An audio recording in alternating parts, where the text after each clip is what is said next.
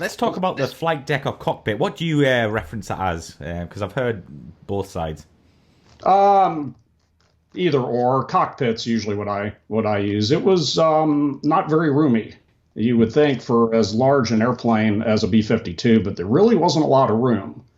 Thing was a flying gas tank, and what wasn't gas was electronics, and then somewhere they had to squeeze people in the middle of all that.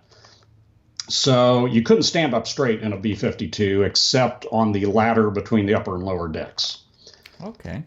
So once you got up into the cockpit, now you're sitting in an ejection seat. Ejection seats are not particularly comfortable. These were, as ejection seats go, not too bad, but you're still sitting there for a very long time.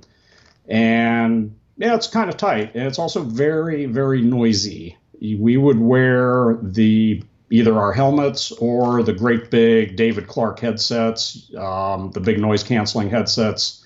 You could not talk cross cockpit like we do in an airliner. If I just turned my head and tried to talk to my co-pilot, he wouldn't hear me. Wow, really? If I stuck my head right up next to him and screamed, he might hear me. So basically, everything we said was on the intercom.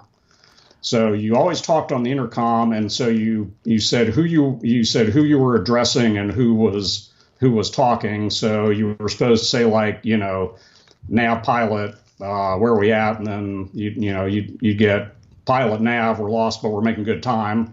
Mm-hmm. Now since you flew as a crew, we'd use first names. We weren't supposed to. If you had an instructor on the plane, they'd yell at you if you were using first names, but we usually did. Mm-hmm. And was it a glass cockpit, or was it mainly analog at this time?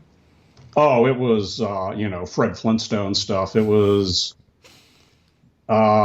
steam gauges, and we did have we had a CRT, or basically a TV screen. It wasn't true glass. You had this TV screen took up a big chunk of the instrument panel, and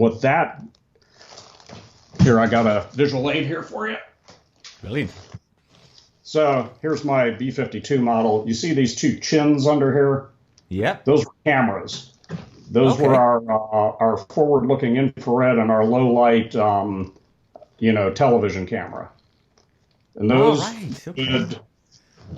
we could look through this cathode ray tube in the instrument panel and look out those cameras. We would also get our terrain avoidance radar would be superimposed on that. So it's pretty cosmic stuff for the 1980s.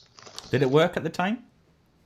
Worked pretty well, actually. In fact, the FLIR worked really well over the desert because, the desert's hot and the air is cool, so you got all that contrast. Yeah, some nights it worked better than others. Some nights the FLIR maybe worked better. Some nights the STV worked better. The terrain avoidance trace worked, very well. And we could theoretically fly, low level blind, though we didn't. But it could be done.